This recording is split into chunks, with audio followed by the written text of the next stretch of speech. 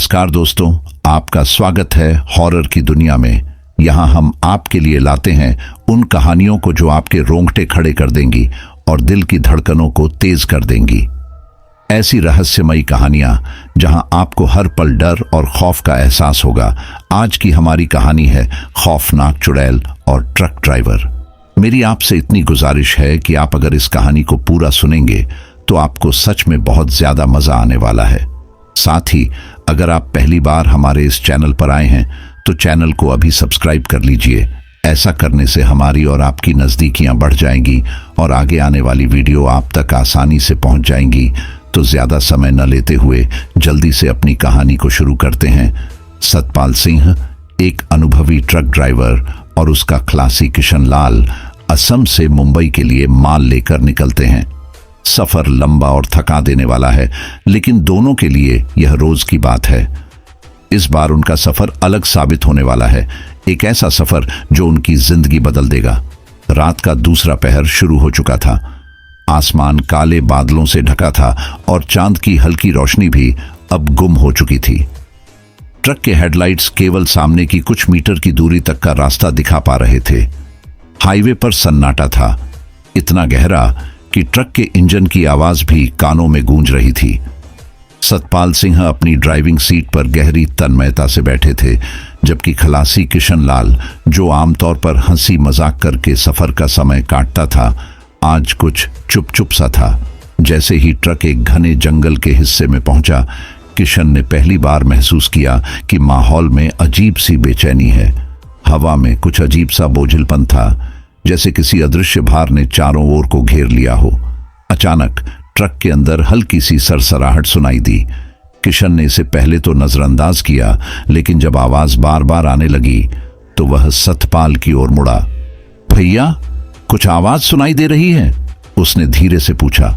सतपाल ने मुस्कुराते हुए जवाब दिया, अरे भाई, जंगल है, कभी पत्ते खड़खड़ाते हैं तो कभी जानवर चलते हैं, डरने की जरूरत नहीं है। लेकिन किशन का मन नहीं माना। वह खिड़की से बाहर झांकने लगा। तभी उसे ऐसा महसूस हुआ जैसे किसी ने दूर जंगल के अंदर से तेज चीख मारी हो। यह आवाज इतनी दर्द भरी और गूंजती हुई थी कि किशन के रोंगटे खड़े हो गए। भैया, मैंने कुछ सुना, कोई औरत चीख रही है, उसने लगभग चिल्लाते हुए कहा। सतपाल ने ट्रक धीमा कर दिया और ध्यान से सुनने की कोशिश की। कुछ पल तक केवल इंजन की गड़गड़ाहट सुनाई दी, लेकिन अचानक वह भी बंद हो गई। अब चारों तरफ ऐसा सन्नाटा था कि वह आवाज जैसे कानों में चुभने लगी। हो सकता है कोई जानवर हो या फिर कोई जंगल की अजीब आवाज, सतपाल ने अपने डर को छिपाते हुए कहा। लेकिन किशन के चेहरे का रंग उड़ चुका था। जैसे ही ट्रक आगे बढ़ा, वह आवाज और करीब लगने लगी। इस बार ऐसा लगा जैसे वह आवाज सिर्फ चीख नहीं थी, बल्कि किसी के रोने और मदद मांगने की पुकार थी। किशन को पसीना आने लगा। भैया, मुझे सच में कुछ अजीब लग रहा है, ये जगह ठीक नहीं लगती, सतपाल ने गुस्से में कहा। डरने की जरूरत नहीं, रास्ता लंबा है और दिमाग मत खराब कर, ध्यान काम पर लगाओ। लेकिन सतपाल खुद भी अब बेचैन हो चुका था। उसे महसूस हुआ कि ट्रक की हेडलाइट्स के घेरे के ठीक बाहर कुछ परछाइयां तेजी से हिलती हुई दिख रही थीं। वह झट से आईने में देखता है, लेकिन वहां कुछ नहीं था। अचानक किशन ने जोर से कहा, भैया, पीछे देखो, कोई पीछे भाग रहा है। सतपाल ने झटके से ब्रेक लगाए और ट्रक के दोनों केबिन में सन्नाटा छा गया। दोनों एक दूसरे की ओर देख रहे थे, लेकिन किसी के पास जवाब नहीं था। उस समय दोनों को समझ में आ गया कि यह सफर आसान नहीं होने वाला। रात गहराती जा रही थी। ट्रक अब जंगल के घने हिस्से को पार करके एक सुनसान हाईवे पर चल रहा था। रास्ता पूरी तरह खाली था, न कोई गाड़ी, न कोई आदमी। सिर्फ ट्रक के हेडलाइट्स की चमक सड़क पर पडीडीएच रही थी और चारों तरफ अंधेरा पसरा हुआ था। सतपाल और किशन दोनों अब तक उस अजीब चीख और रहस्यमय आवाज के डर से उबरने की कोशिश कर रहे थे। सतपाल ने किशन से कहा, भाई, बस ध्यान मत भटकाओ, हिम्मत रखो, ये सब जंगल का वहम हो सकता है। किशन ने सहमति में सिर हिलाया, लेकिन उसके चेहरे से उसकी बेचैनी साफ झलक रही थी। तभी ट्रक एक लंबे मोड़ पर पहुंचा। जैसे ही ट्रक ने मोड़ लिया, अचानक सतपाल और किशन दोनों की नजर सड़क के बीचों बीच खड़ी एक औरत पर पड़ी। वह सफेद साड़ी में थी और उसके लंबे बाल हवा में उड़ रहे थे। वह औरत सड़क के बीच में खड़ी होकर हाथ हिला रही थी, जैसे ट्रक को रोकने का इशारा कर रही हो। भैया, ये कौन है इतनी रात को यहां सड़क पर अकेली? किशन ने कांपते हुए कहा। सतपाल ने ट्रक की रफ्तार धीमी कर दी और गौर से औरत को देखा। उसका चेहरा स्पष्ट नहीं दिख रहा था क्योंकि वह अपनी गर्दन झुकाए हुए थी। पता नहीं, शायद कोई मदद मांग रही हो, सतपाल ने कहा, लेकिन उसके मन में भी हलचल मच गई थी। जैसे ही ट्रक और करीब पहुंचा, सतपाल ने देखा कि औरत की चाल अजीब थी। वह सीधी खड़ी थी, लेकिन उसका शरीर थोड़ा असामान्य रूप से झुका हुआ लग रहा था। किशन ने डरते हुए कहा, भैया, इसे रोकना मत, ये कोई आम इंसान नहीं लगती। सतपाल ने किशन की बात अनसुनी कर दी। क्या पता कोई मुसीबत में हो, छोड़ नहीं सकते, उसने कहा। ट्रक करीब आया तो सतपाल ने हॉर्न बजाया, लेकिन औरत ने कोई प्रतिक्रिया नहीं दी।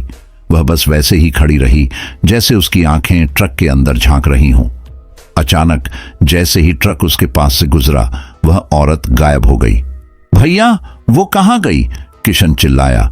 सतपाल ने ट्रक रोकने की कोशिश की, लेकिन फिर सोचा कि यह समझदारी नहीं होगी।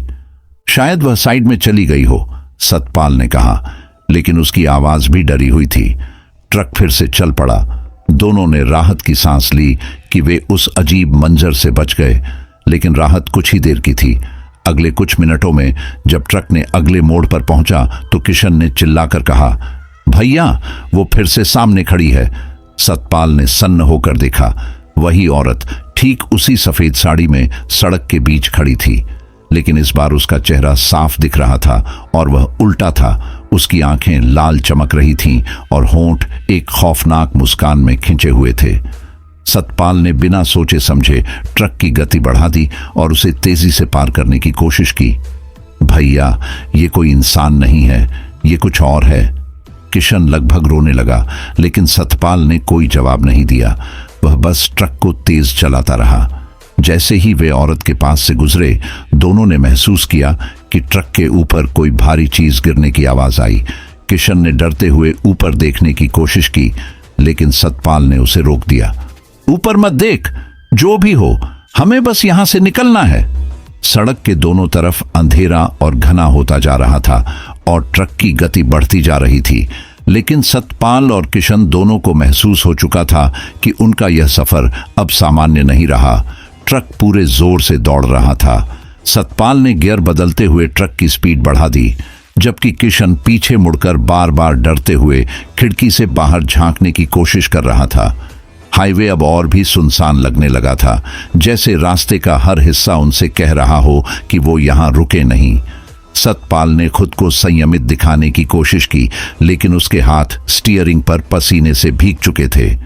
किशन ने डरते हुए कहा, भैया, ऊपर कुछ है, मैंने आवाज सुनी थी। कुछ नहीं है, दिमाग शांत रख, हम अभी यहां से दूर निकल जाएंगे, सतपाल ने उसे डपटते हुए कहा। कुछ किलोमीटर और चलते ही अचानक ट्रक ने अजीब सी आवाज करना शुरू कर दिया।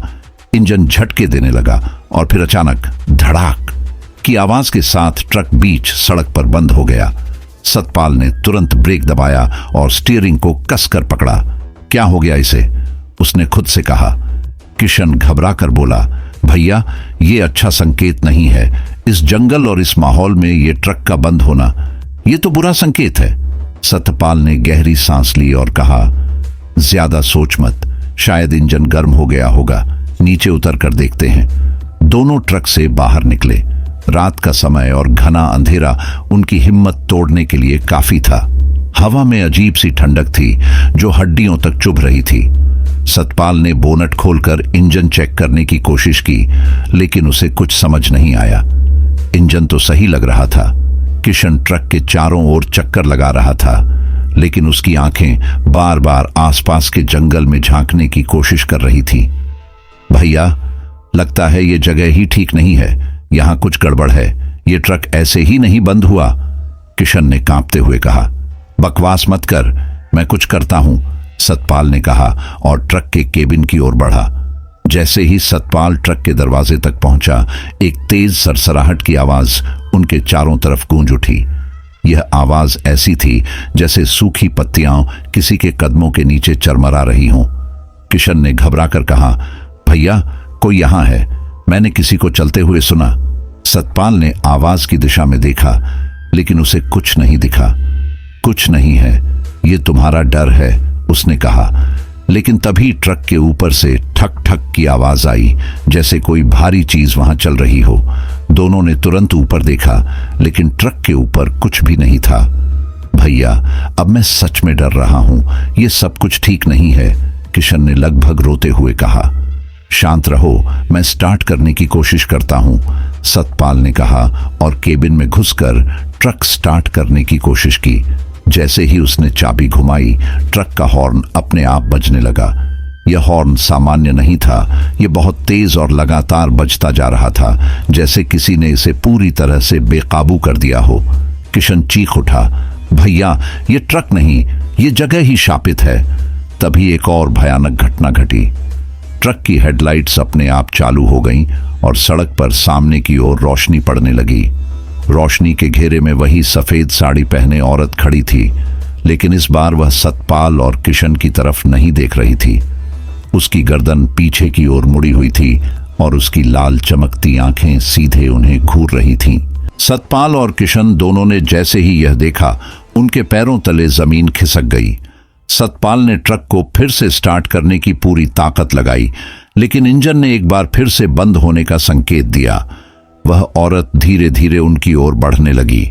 उसके कदमों की आवाज अब साफ सुनाई दे रही थी, जैसे लोहे की चूड़ियां जमीन से टकरा रही हों। भैया हमें यहां से भागना होगा, किशन ने चिल्लाते हुए कहा। चुप रहो और ट्रक में बैठो। सतपाल ने जैसे तैसे ट्रक को एक बार फिर स्टार्ट किया। इस बार इंजन ने भयानक आवाज के साथ चलना शुरू कर दिया। ट्रक तेजी से आगे बढ़ा, लेकिन दोनों जानते थे कि इस रात ने उनकी हिम्मत को पूरी तरह से झकझोर दिया था। पीछे मुड़कर देखने की हिम्मत न किशन में थी न सतपाल में, लेकिन दोनों के दिलों में एक ही सवाल गूंज रहा था, यह औरत कौन है और यह सब हमारे साथ क्यों हो रहा है। ट्रक अब पूरी रफ्तार से हाईवे पर दौड़ रहा था। सतपाल ने स्टीयरिंग कसकर पकड़ रखा था और उसका पूरा ध्यान सामने सड़क पर था। किशन ट्रक के केबिन में सहमा हुआ बैठा था। वह बार बार पीछे मुड़ने की कोशिश कर रहा था, लेकिन उसके दिल में एक डर गहरा बैठा था। ट्रक के पीछे की ओर से अब भी सरसराहट और धीमे कदमों की आवाज आ रही थी, जैसे कोई उसके ऊपर चल रहा हो। भैया ये आवाज ये ट्रक के ऊपर से आ रही है, किशन ने कांपती आवाज में कहा। चुप बैठो, ये सब तुम्हारा भ्रम है, सतपाल ने सख्ती से कहा, लेकिन उसकी आवाज में भी आत्मविश्वास की कमी थी। आवाज अब और भी स्पष्ट हो गई थी। ऐसा लग रहा था जैसे कोई भारी चीज ट्रक की छत पर खिसक रही हो। किशन से रहा नहीं गया। उसने धीरे धीरे पीछे की ओर देखने की हिम्मत जुटाई। जैसे ही उसने पीछे खिड़की से झांका, उसका चेहरा एकदम सफेद पड़ गया। वह बुरी तरह चिल्ला उठा, भैया कोई ट्रक के ऊपर है। सतपाल ने झटके से ब्रेक लगाए। ट्रक रुकते ही खिड़की से बाहर झांकने की कोशिश की, लेकिन अंधेरे के सिवा कुछ नजर नहीं आया। क्या देखा तूने? पागल मत बन, उसने गुस्से में कहा। किशन अब लगभग रोने लगा था। भैया मैंने अपनी आंखों से देखा, वो औरत वो ट्रक की छत पर है। उसका चेहरा उल्टा है और उसकी आंखें लाल हैं। वो मुझे घूर रही थी। सतपाल ने डर को छिपाने की कोशिश की। शांत रहो, कुछ नहीं है, मैं खुद देखता हूं, उसने कहा। सतपाल ने ट्रक के अंदरूनी शीशे में ऊपर की ओर देखने की कोशिश की, लेकिन कुछ नजर नहीं आया। तभी अचानक एक भयानक ठक ठक की आवाज आई, जैसे कोई ट्रक की छत पर तेजी से चल रहा हो। किशन कांपते हुए सीट पर सिकुड़ गया। भैया चलाओ, यहां मत रुको, उसने चिल्लाते हुए कहा। सतपाल ने बिना समय बर्बाद किए ट्रक को फिर से स्टार्ट किया और तेजी से आगे बढ़ा। लेकिन जैसे ही ट्रक थोड़ी रफ्तार में आया, वह आवाज और तेज हो गई। अब ऐसा लग रहा था जैसे छत पर कुछ और भारी चीज गिर गई हो। ये क्या हो रहा है? सतपाल ने झल्लाते हुए कहा। वह खुद भी बुरी तरह डर चुका था। ट्रक के अंदर का माहौल डर और घबराहट से भर चुका था। किशन ने एक बार फिर हिम्मत जुटाकर पीछे देखने की कोशिश की। जैसे ही उसने खिड़की से बाहर झांका, वह जोर से चीख पड़ा, भैया वो पीछे देखो, वो हमारे साथ भाग रही है। सतपाल ने झटके से स्टीयरिंग मोड़ा और ट्रक को सीधा सड़क पर बनाए रखा। वह पीछे मुड़ने की हिम्मत नहीं कर पा रहा था। क्या देख रहा है, साफ साफ बता, उसने चीखते हुए पूछा। वो औरत, उसकी गर्दन उल्टी हो गई है और वो भागते हुए ट्रक के पीछे है। उसकी रफ्तार ट्रक से भी ज्यादा है और अब वो छत पर चढ़ गई। किशन की आवाज में इतना डर था कि उसके शब्द कांप रहे थे। तभी ट्रक के केबिन के ऊपर एक तेज धमाका हुआ, जैसे कोई भारी चीज ट्रक की छत से टकराई हो। किशन ने डरते हुए सतपाल से कहा, भैया हमें यहां से भागना होगा, ये कोई इंसान नहीं है, ये कुछ और है। सतपाल ने ट्रक की रफ्तार और तेज कर दी, लेकिन उसकी आंखों में भी अब डर साफ झलक रहा था। दोनों जानते थे कि जो भी उनके पीछे है वह कोई सामान्य चीज नहीं है। ट्रक अब एक लंबी और सीधी सड़क पर दौड़ रहा था और चारों तरफ गहरी खामोशी थी, लेकिन किशन की नजरें लगातार पीछे की खिड़की पर जमी थीं। अचानक खिड़की के शीशे पर एक खौफनाक चेहरा प्रकट हुआ, लाल आंखें, उल्टा चेहरा और एक भयानक मुस्कान। भैया, किशन ने जोर से चिल्लाया, लेकिन सतपाल ने इस बार पीछे देखने की हिम्मत नहीं की। देखो मत, हम सिर्फ आगे बढ़ेंगे, उसने गुस्से और डर के मिले जुले भाव में कहा। किशन ने घबराते हुए अपनी आंखें बंद कर लीं। ट्रक की गति बढ़ती जा रही थी और दोनों अब इस डर के साथ आगे बढ़ रहे थे कि यह रात उनकी आखिरी न बन जाए। रात का अंधेरा अब और भी घना हो चुका था। ट्रक के इंजन की आवाज और हाईवे पर घूमते ठंडी हवा के झोंके एक अजीब सिहरन पैदा कर रहे थे। सतपाल और किशन दोनों अब तक उस खौफनाक चेहरे और छत पर होने वाली घटनाओं के सदमे से उबरने की कोशिश कर रहे थे, लेकिन दोनों जानते थे कि कुछ असामान्य उनके साथ हो रहा है। हाईवे अब एक सुनसान कस्बे की ओर मुड़ रहा था। कुछ दूरी पर एक सड़क किनारे चाय की दुकान का मध्यम सा उजाला दिखा। भैया, हमें थोड़ी देर रुकना चाहिए, मुझे लग रहा है कि कुछ गड़बड़ है, शायद चाय पीकर दिमाग शांत कर लें, किशन ने डरते हुए कहा। सतपाल ने भी महसूस किया कि वे दोनों एक ब्रेक के लायक हैं। उसने ट्रक सड़क किनारे खड़ा किया और दोनों दुकान की ओर बढ़े। दुकान खाली थी, केवल एक बूढ़ा दुकानदार कुर्सी पर झुका हुआ सोता दिख रहा था। सतपाल ने जोर से आवाज दी, ओ मालिक, चाय मिलेगी? दुकानदार ने धीमे से आंखें खोली। उसकी आंखों में अजीब सी थकान थी और वह एक शब्द भी बोले बिना चाय बनाने में लग गया। सतपाल और किशन चुपचाप पास की बेंच पर बैठ गए। तभी उनके बगल की ओर से एक धीमी आवाज आई, यह रास्ता बड़ा खतरनाक है, इस समय यहां रुकना ठीक नहीं। दोनों ने चौंक कर देखा। एक अधेड़ उम्र का आदमी जो एक फटा पुराना कोट पहने था, उनकी बगल में बैठा हुआ था। वह पता नहीं कब से वहां था। सतपाल ने थोड़ा चौकन्ना होकर पूछा, आप कौन हैं और आप यह क्यों कह रहे हैं? उस आदमी ने गहरी सांस ली और कहा, मैं भी एक ट्रक ड्राइवर था। कई साल पहले इस सड़क पर हादसा हुआ था, तब से इस रास्ते पर कई रहस्यमय घटनाएं होती रहती हैं। मैंने तुम्हारे ट्रक को आते देखा तो रुक गया, सोचा शायद तुम लोगों को चेतावनी दे सकूं। किशन ने घबराते हुए कहा, भैया, इसने हमें कैसे देखा? यहां तो कोई गाड़ी नहीं थी।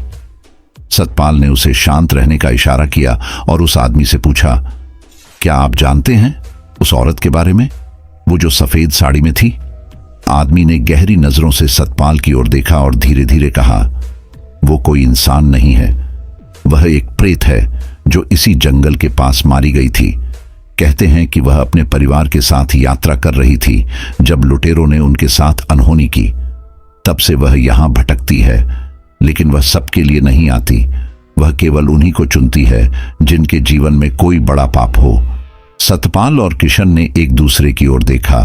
उनके दिलों में डर और सवाल दोनों उमड़ रहे थे। लेकिन वह हमें क्यों तंग कर रही है? हमने क्या किया है? सतपाल ने गुस्से में पूछा। आदमी ने एक पल रुककर कहा, यह सवाल तुम खुद से पूछो। कभी कभी जो पाप हम सोचते हैं कि भुला दिए गए हैं, वे हमारे साथ साथ चलते रहते हैं और जब समय आता है तो उनका सामना करना पड़ता है। किशन अब लगभग रोने लगा था। भैया, ये सब क्यों हो रहा है? हमें यहां से निकलना चाहिए। सतपाल ने उस आदमी से कहा, आप हमारी मदद करेंगे, हमें यहां से सुरक्षित निकलने का कोई रास्ता बताइए। आदमी ने गहरी सांस ली और कहा, इस सड़क से निकलने के केवल दो रास्ते हैं। या तो तुम अपनी हिम्मत बनाए रखो और आगे बढ़ते रहो, या फिर। वह अचानक चुप हो गया। या फिर क्या? सतपाल ने घबराते हुए पूछा। या फिर उसकी मांग पूरी करो। अगर उसने तुम्हें चुना है तो इसका मतलब है कि वह कुछ चाहती है। सतपाल और किशन दोनों ठंडे पड़ गए। वो क्या चाहती है? सतपाल ने कांपती आवाज में पूछा। आदमी ने जवाब देने के बजाय अपना कोट ठीक किया और दुकान के दूसरी ओर चला गया। सतपाल और किशन ने देखा कि वह आदमी धीरे धीरे धुंध में गायब हो गया। भैया, ये आदमी कौन था और ये सब क्या कहकर गया? किशन ने डरते हुए पूछा। पता नहीं, लेकिन अब हमें जल्दी यहां से निकलना होगा। ये जगह सुरक्षित नहीं है, सतपाल ने कहा। दोनों जल्दी से ट्रक में लौटे, लेकिन सतपाल के दिमाग में वह आदमी और उसकी बातें गूंज रही थीं। क्या वह सच कह रहा था? और अगर सच में वह औरत उनसे कुछ चाहती है तो क्या वे उसे देकर बच सकते हैं? ट्रक फिर से हाईवे पर दौड़ने लगा। सतपाल और किशन दोनों की सांसें तेज थीं। उस रहस्यमय यात्री की बातें उनके दिमाग में घूम रही थीं। ट्रक के केबिन में खामोशी पसरी हुई थी, लेकिन बाहर का माहौल असामान्य रूप से भारी लग रहा था। सतपाल ने स्टीयरिंग कसकर पकड़ा हुआ था और किशन बार बार पीछे खिड़की की ओर देख रहा था। रात और गहरी हो चुकी थी। जंगल अब भी दोनों तरफ से सड़क को घेर रहा था। सतपाल ने ट्रक की हेडलाइट्स हाई बीम पर डाल दी ताकि दूर तक देख सके। तभी अचानक सड़क पर फिर से वही सफेद साड़ी पहने औरत दिखाई दी। वह ट्रक के ठीक सामने खड़ी थी और इस बार उसकी आंखें सतपाल को सीधे घूर रही थीं। भैया, वो फिर से सामने है, किशन ने चीखते हुए कहा। सतपाल ने ब्रेक मारने की कोशिश की, लेकिन ट्रक का ब्रेक काम नहीं कर रहा था। ट्रक सीधे औरत की ओर बढ़ता गया। भगवान के लिए हट जा, सतपाल ने चिल्लाया। जैसे ही ट्रक औरत के करीब पहुंचा, वह अचानक हवा में गायब हो गई। ट्रक एक झटके से रुक गया और सतपाल और किशन दोनों अपनी सीटों पर झटके से आगे की ओर गिर पड़े। केबिन में अजीब सी ठंडक भर गई और ट्रक का इंजन अपने आप बंद हो गया। किशन ने कांपते हुए कहा, भैया, वो यहीं है, मैं महसूस कर सकता हूं। सतपाल ने खुद को संभाला और हिम्मत करके बाहर झांकने की कोशिश की। चारों तरफ सन्नाटा था, न कोई आवाज, न कोई हलचल, लेकिन ट्रक के शीशे पर हल्की धुंध जमा हो चुकी थी, जैसे कोई ठंडी चीज पास से गुजरी हो। तभी एक भयानक ठक ठक की आवाज ट्रक की छत पर गूंजी। ऐसा लग रहा था जैसे कोई भारी चीज ऊपर चढ़ रही हो।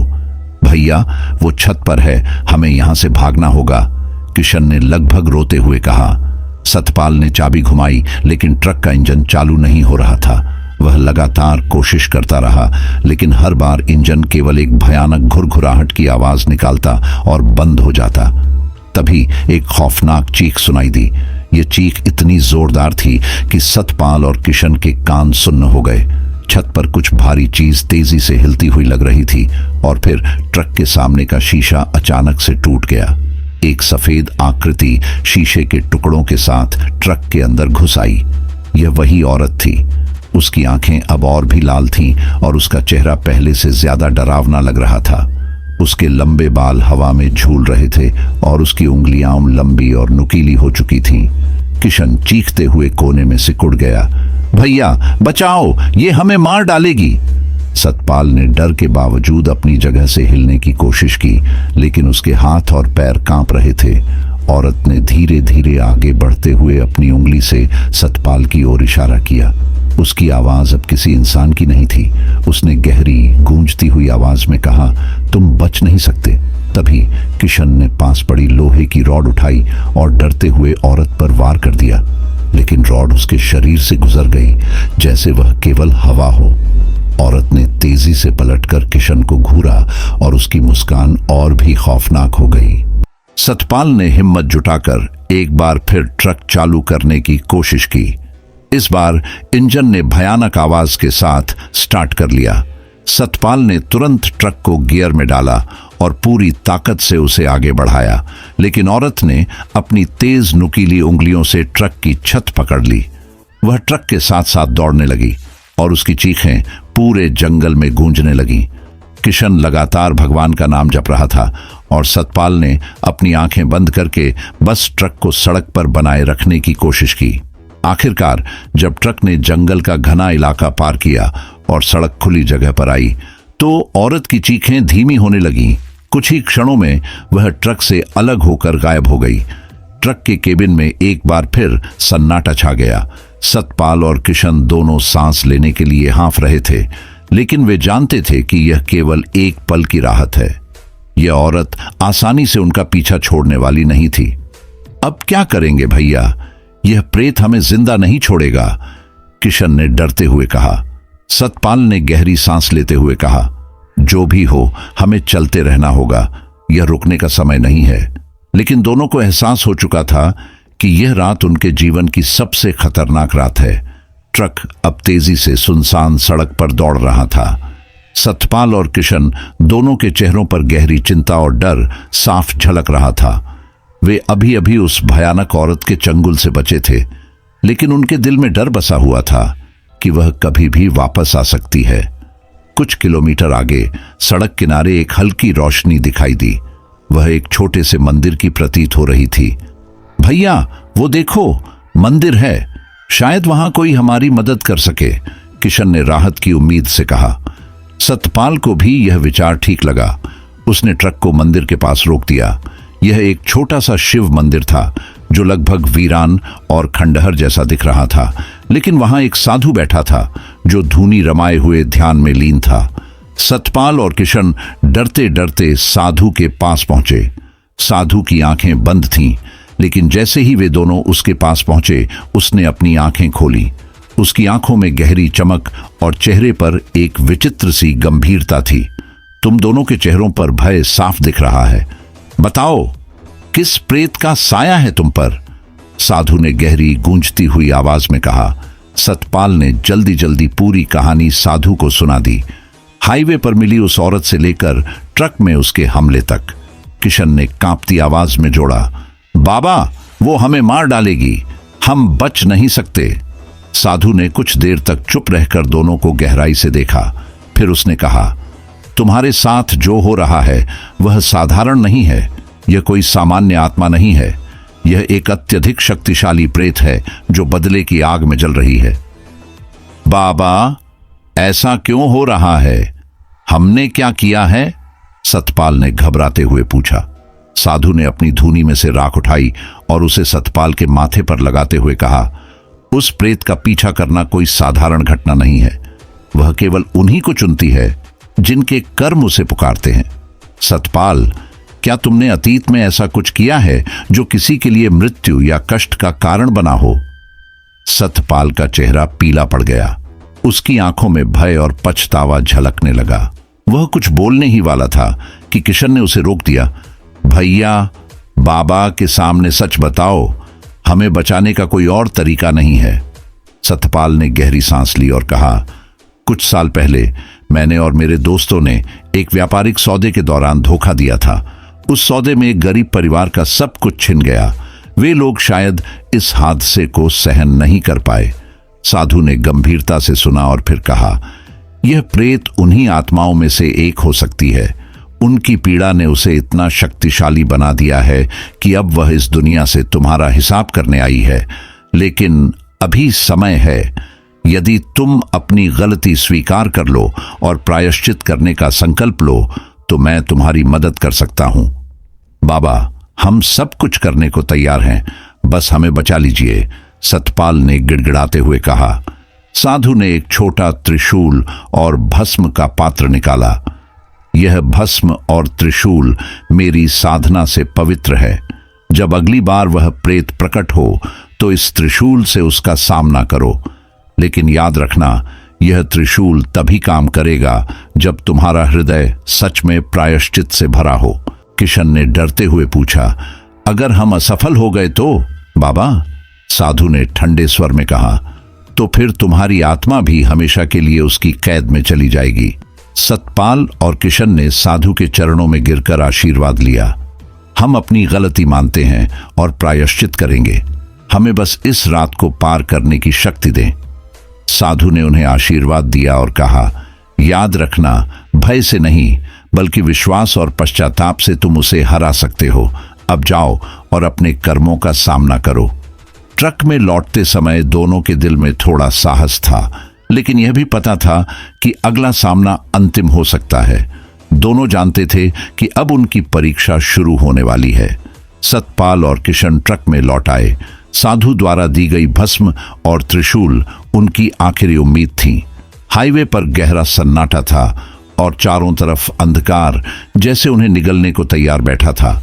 सतपाल ने गाड़ी को चालू किया और दोनों ने महसूस किया कि अब उनका सामना उस प्रेत से होना निश्चित है। कुछ ही किलोमीटर आगे बढ़ने पर ट्रक अचानक भारी लगने लगा, जैसे किसी अदृश्य शक्ति ने उसे धीमा कर दिया हो। सतपाल ने गाड़ी रोक दी और चारों तरफ नजर दौड़ाई। तभी जंगल के बीच से एक धीमी रोशनी झिलमिलाती हुई दिखाई दी। भैया, ये क्या है? ये रोशनी यहां क्यों है? किशन ने घबराते हुए पूछा। पता नहीं, लेकिन मुझे लगता है कि यह हमें उस प्रेत की ओर खींच रही है, सतपाल ने जवाब दिया। रोशनी के साथ एक विचित्र गूंजती हुई आवाज भी सुनाई देने लगी। वह आवाज मानो सतपाल और किशन को अपनी ओर बुला रही थी। साधु की दी हुई हिदायतों को याद करते हुए दोनों ने फैसला किया कि वे उस दिशा में जाकर देखें कि यह क्या है। दोनों सावधानी से ट्रक से बाहर निकले और रोशनी की ओर बढ़ने लगे। जैसे जैसे वे करीब पहुंचे, उन्होंने देखा कि वहां एक छोटा सा चबूतरा था जिसके चारों ओर कुछ लोग खड़े थे। ये लोग सफेद चोगे पहने हुए थे और उनके चेहरे अंधेरे में छिपे हुए थे। वे किसी अजीब भाषा में मंत्रोच्चार कर रहे थे।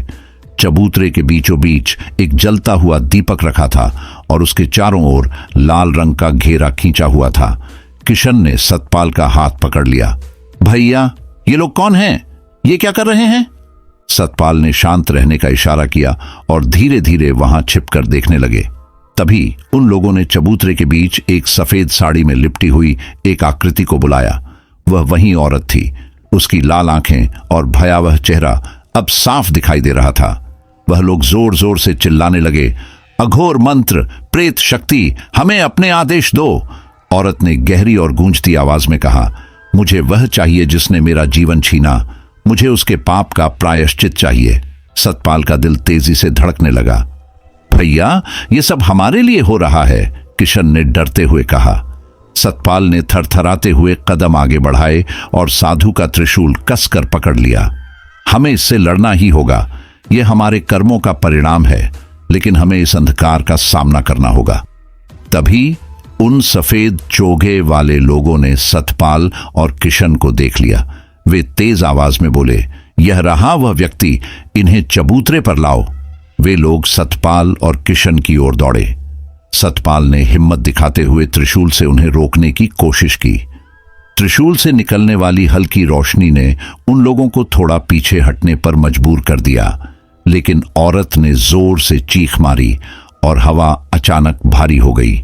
वह प्रेत चबूतरे से उठी और हवा में तैरते हुए सतपाल के सामने आ गई। तुम्हें लगा तुम मुझसे बच सकते हो? उसने दहाड़ते हुए कहा। सतपाल ने कांपते हुए कहा, मैं अपनी गलती मानता हूं। मैंने जो किया उसका मुझे पछतावा है, लेकिन मैं तुम्हें और किसी को नहीं सताने दूंगा। औरत हंसी और बोली, पछतावा? यह काफी नहीं है। मुझे न्याय चाहिए। तुम्हें वही दर्द सहना होगा जो मैंने सहा। सतपाल ने त्रिशूल को उसके सामने उठाया और साधु की दी हुई भस्म को हवा में फेंकते हुए कहा, भगवान शिव के नाम पर इस अंधकार को रोको। भस्म ने औरत के चारों ओर एक घेरा बना दिया। उसने जोर जोर से चीखना शुरू कर दिया और सफेद चोगे वाले लोग भागने लगे, लेकिन औरत अब भी पूरी तरह से खत्म नहीं हुई थी। उसने अंतिम बार चीखते हुए कहा, तुम अभी बचे नहीं हो, यह केवल शुरुआत है। उसकी आकृति धीरे धीरे घुलने लगी और चबूतरा शांत हो गया। सतपाल और किशन ने राहत की सांस ली, लेकिन वे जानते थे कि यह युद्ध अभी समाप्त नहीं हुआ है। उनके पाप का प्रायश्चित करना बाकी था। चबूतरे पर मची भगदड़ और प्रेत की धमकी के बाद सतपाल और किशन ने अपने भीतर की बची खुची हिम्मत को बटोरा। भस्म और त्रिशूल ने प्रेत को रोकने में मदद जरूर की थी, लेकिन उनकी जंग अभी खत्म नहीं हुई थी। उन्हें समझ में आ गया कि इस चुड़ैल से बचने के लिए उसका अतीत जानना और उसके अधूरे काम को पूरा करना बेहद जरूरी है। साधु की बातों को याद करते हुए सतपाल ने कहा, भैया, बाबा ने कहा था कि यह प्रेत बदले की आग में जल रही है। इसका मतलब है कि जब तक हम यह नहीं समझेंगे कि इसे न्याय क्यों चाहिए, तब तक यह हमें नहीं छोड़ेगी। किशन ने डरते हुए जवाब दिया, लेकिन भैया, हम इसे कैसे जाने? वो चुड़ैल तो हमें खत्म करने पर तुली है। तभी सतपाल को उस रहस्यमय यात्री की बात याद आई। उसने कहा था, यह आत्मा बहुत पहले मारी गई थी और इसकी मौत की कहानी इस हाईवे से जुड़ी है। सतपाल ने ट्रक को चालू किया और पास के गांव का रुख किया। वह जानता था कि चुड़ैल की कहानी और उसकी मौत का रहस्य कहीं न कहीं इसी इलाके में छुपा हुआ है। गांव का सच सामने आता है। कुछ किलोमीटर चलने के बाद सतपाल और किशन एक पुराने गांव में पहुंचे। गांव की हालत खस्ताहाल थी। टूटी फूटी झोपड़ियां, सन्नाटा और हर तरफ अजीब सा भयावह माहौल। एक बूढ़ा व्यक्ति जो गांव के बाहर बैठा हुआ था, उन्हें देखकर चौकन्ना हो गया। क्या तुम लोग बाहरी हो? बूढ़े ने गंभीर आवाज में पूछा। सतपाल ने जवाब दिया, हाँ बाबा, हम यहां एक प्रेत के बारे में जानने आए हैं। वह हमें मारना चाहती है। कृपया उसकी कहानी बताइए। बूढ़ा व्यक्ति उनकी बात सुनकर घबरा गया। उसने चारों ओर देखा और धीमी आवाज में कहा, तुम जिस आत्मा की बात कर रहे हो वह कमला है। यह गांव और यह सड़क उसके दर्द और बदले की कहानी का गवाह है। सतपाल ने और जानने की जिज्ञासा से पूछा, क्या हुआ था उसके साथ? वह ऐसी क्यों हो गई? बूढ़े व्यक्ति ने आह भरते हुए कहा, कमला इसी गांव की लड़की थी। उसकी शादी कुछ साल पहले शहर के एक आदमी से तय हुई थी जो ट्रक ड्राइवर था। शादी के बाद कमला ने अपने पति के साथ एक नई जिंदगी शुरू की, लेकिन वह आदमी लालची और क्रूर था। उसने कमला के पिता से जमीन और पैसा ऐंठने की कोशिश की। जब उसके पिता ने इनकार कर दिया तो उसने कमला को अकेले हाईवे पर छोड़ दिया। किशन ने भयभीत होकर पूछा, फिर क्या हुआ बाबा? बूढ़े ने कहा, हाईवे पर एक रात कमला की मदद के लिए कोई नहीं आया। वह अकेली और बेबस थी। उसी रात कुछ अपराधियों ने उसके साथ भयानक कृत्य किया और उसे मारकर वहीं छोड़ दिया। उसकी आत्मा को शांति नहीं मिली और वह एक प्रेत बन गई। अब वह हर उस व्यक्ति से बदला लेना चाहती है जो उसके दुख का कारण बना। सतपाल के हाथ पैर ठंडे पड़ गए। उसने बूढ़े व्यक्ति से पूछा, क्या उस आदमी का नाम पता है? क्या उसका कुछ पता चला? बूढ़े व्यक्ति ने उनकी आंखों में गहरी नजर डालते हुए कहा, तुम जानते हो, तुम्हारे ट्रक के मालिक ने ही कमला को अकेला छोड़ा था और अब वह प्रेत उसी के आसपास के लोगों को निशाना बना रही है। सतपाल समझ गया कि वह इस खौफनाक दास्तां का हिस्सा बन चुका है। वह अपने मालिक के लिए काम करता था जो इस घटना का कारण था। अब कमला की आत्मा सतपाल को उसी पाप का साझेदार मान रही थी। किशन ने डरी हुई आवाज में कहा, भैया, अब क्या करें? इसका बदला कैसे रुकेगा? बूढ़े ने कहा, तुम्हें कमला की आत्मा से क्षमा मांगनी होगी। उसे न्याय का विश्वास दिलाना होगा, लेकिन याद रखना, वह माफ तभी करेगी जब तुम्हारे दल में सच्चा पछतावा होगा, वरना वह तुम्हें और तुम्हारे मालिक को बख्शेगी नहीं। सतपाल ने दृढ़ता से कहा, बाबा, मैं अपनी गलती मानता हूं। मैंने भले ही यह काम सीधे न किया हो, लेकिन मैंने ऐसे लोगों का साथ दिया। अब मैं कमला से माफी मांगूंगा और उसे न्याय दिलाने की कोशिश करूंगा। सतपाल और किशन ट्रक में वापस लौटे। वे जानते थे कि अब कमला की आत्मा का सामना करना तय है। वे उस स्थान पर लौटे जहां वह भयानक घटना घटी थी। अब उनका इरादा साफ था, सच्चा पछतावा और प्रायश्चित। सतपाल और किशन उस हाईवे पर लौट आए जहां कमला की आत्मा ने अपना दर्द और क्रोध संजो रखा था। वे दोनों जानते थे कि यह उनका आखिरी मौका था और अब उन्हें अपनी पूरी ताकत और सच्चाई के साथ आगे बढ़ना था। ट्रक की लाइट्स की तेज चमक से सड़क पर अंधेरे में एक डरावनी सी खामोशी छाई हुई थी। सतपाल ने धीमी आवाज में कहा, भैया, हमें कमला से सीधे बात करनी होगी। मैं उसे बताना चाहता हूं कि मैं अपनी गलती मानता हूं और उसके साथ हुए अन्याय के लिए मैं शर्मिंदा हूं। किशन ने हल्की सी हिचक के साथ कहा, लेकिन भैया, क्या हमें सच में लगता है कि वो हमारी बात मानेगी? वो इतनी शक्तिशाली है। क्या हम सच में इससे बच पाएंगे? अगर हम सच्चे दिल से प्रायश्चित करें और उसे न्याय दिलाने का वादा करें तो शायद उसे शांति मिल जाए। यह हमारा आखिरी मौका है, सतपाल ने दृढ़ स्वर में कहा। वे दोनों ट्रक से बाहर निकले और उस स्थान तक पहुंचे जहां कमला की आत्मा ने अपने अंतिम समय में दर्द और घृणा महसूस की थी। अचानक हवा में एक अजीब सी ठंडक घुल गई और उनके चारों ओर अंधेरा गहरा गया। तभी उसी भयावह रूप में कमला की उपस्थिति महसूस होने लगी। उसकी आंखें जलती हुई लाल थीं और उसका चेहरा क्रोध से भरा हुआ था। कमला की आवाज गहरी, गूंजती हुई और खौफनाक थी। तुम लोग मेरे पीछे आए हो, क्या तुम्हें लगता है कि तुम मुझे माफ करवा सकोगे? सतपाल ने कांपते हुए कहा। कमला, मैं जानता हूं कि मैं तुम्हारे दर्द का कारण हूं।